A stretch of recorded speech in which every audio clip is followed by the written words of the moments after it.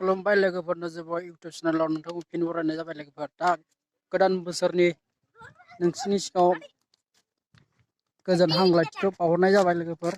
जाहाथे नोंसोरबो मोजां मोजां मागो दमासिखौ मोजाङै मोजां फालिलांनो हाथों नोंथांमोनाबो।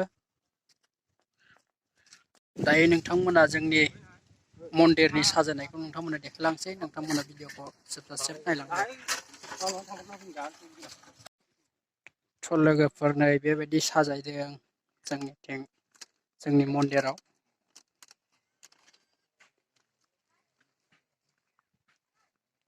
नैयाव लिरदों मागो दमासि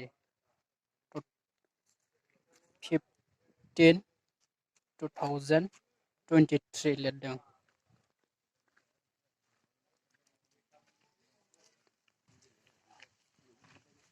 लोगोफोर नैबे गोथैसि बावनाय।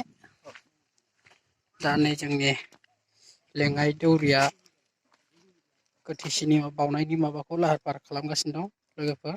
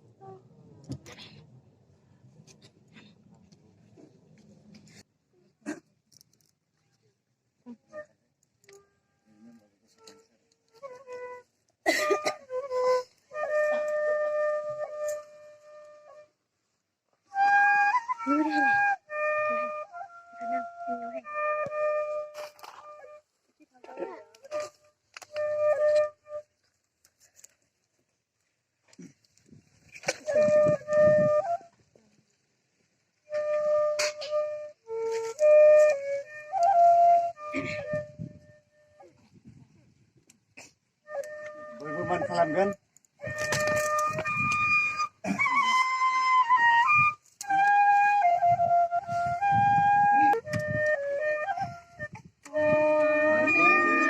बिरबाय अख्रां साया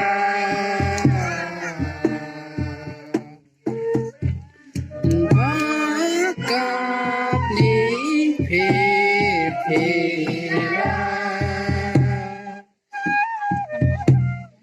गोजा सोमखोर गुफुर गोमो गोथां गोजा सोमखोर गुफुर गोमो गोथां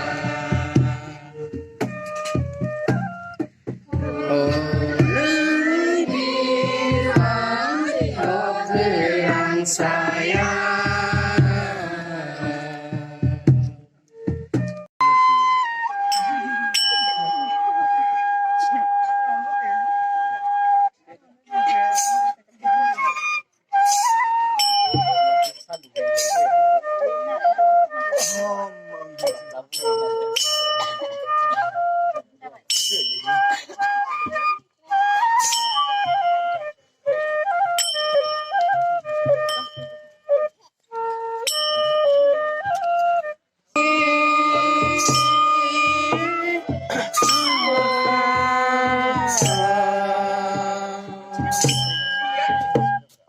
Onsai horde dego sai chainai sugum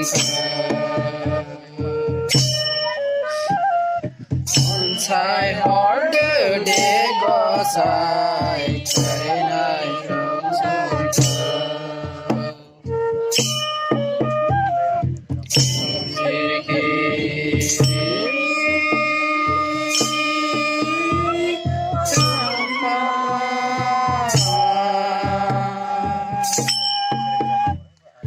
Onsai horde dego sai chainai sugum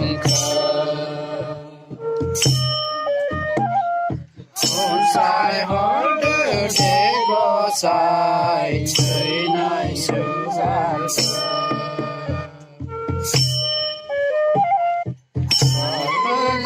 जों सौनो हाथोंसै बियो